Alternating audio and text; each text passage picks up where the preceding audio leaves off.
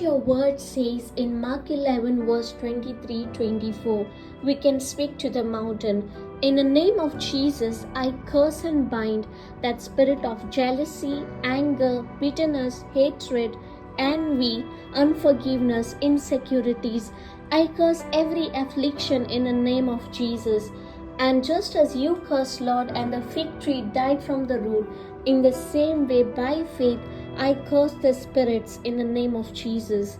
This work of devil is dead right now.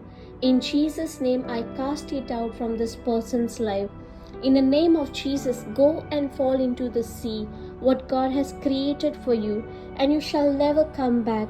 I do not doubt in my heart, but I believe what I said is surely came to pass.